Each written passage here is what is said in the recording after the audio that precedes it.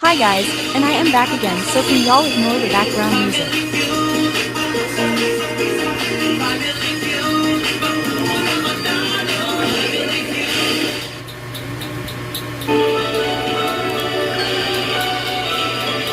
And it's my first time playing Livetopia, so let's go to my house. Exclusive. Mga lisensyadong armas mula sa GMA Network Today I Center. will eat. Ito ang 24 oras. Kanila, 20 ka.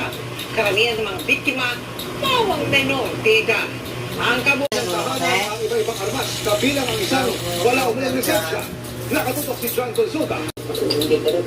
Pagdating ng NBI Lucena sa kanilang target na lookout, agad nila itong sinakay. Ang Yan. primary target ng operasyon, pabilis na tumakbo at nagka-incumbent barangay captain Sirga nang halugugin ang bahay ng suspect. Tumampad ang iba't ibang armas, kabilang ang isang So the rest of this will be not speech species and I'm playing Grow Garden RM.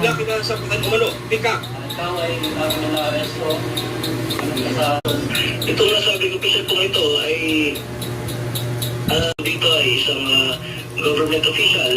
Ito po yung isang dahilan kung bakit binigyan at pinatuhan kami ng gawing priority. Na-inquesta sa reklamo ni individual John Consulta. Nakatutok 24 oras. Bukas na po mararamdaman ang ikalawang bukso ng taas presyo sa langis na inutay-utay imbes na isang bagsakang mahigit 5 piso. Pero ayon sa Pangulo, hindi pa kailangan mamigay ng fuel subsidy. Sinabi niya yan sa tangla kung saan sinulog ang 20 pisong halaga ng droga. Kabilang na ang mga nalampat sa dagat. Nakatutok si June Veneracion.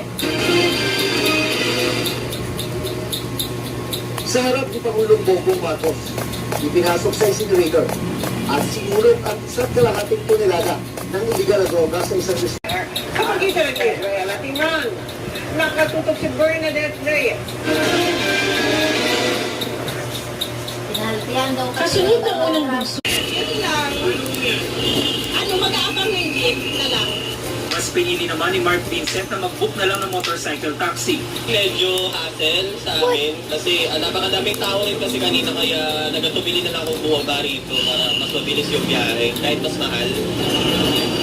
Alas 6:45 na Para ma-isolate pa further. para sa GMA Integrated News. James Agustin, nakatutok, 24 oras. Ate, pag mag-in ka, ate,